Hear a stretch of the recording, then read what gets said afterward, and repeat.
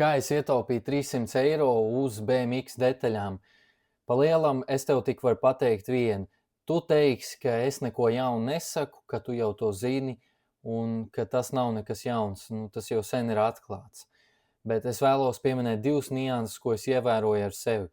Pirmā ir svarīgi, vai tev ir laiks, ko tu veltīsi, lai atrastu labākus deals, lai atrastu mājaslapas, no kurām var pasūtīt, kur ir bezmaksas shippings pie kaut kādas noteiktas summas un kur ir atlaides.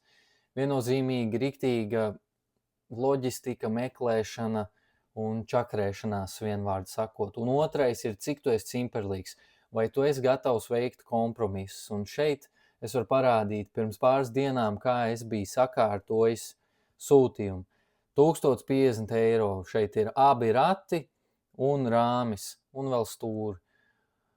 Rāms, 450 eiro, tas ir dārgākais šeit, tad ir aplocis, riepas, rumbu un spieķi vēl ieskaitīti bija tajā. Tas bija tāds vienā mājaslapā uztaisīts un tīri tas, ko es vēlos. Un tad bija atkal, kā es ietaupīju. Es aizgāju uz vēl visādām mājaslapām, kas bija Anglijā, Vācijā, Polijā.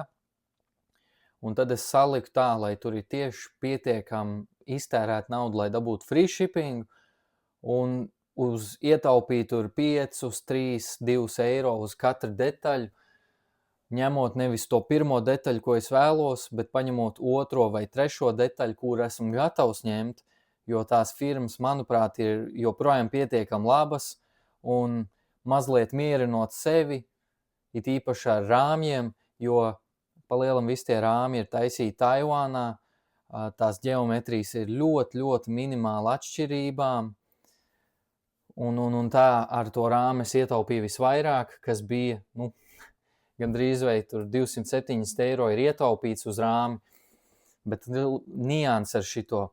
Šitā firma vairs nav populāra,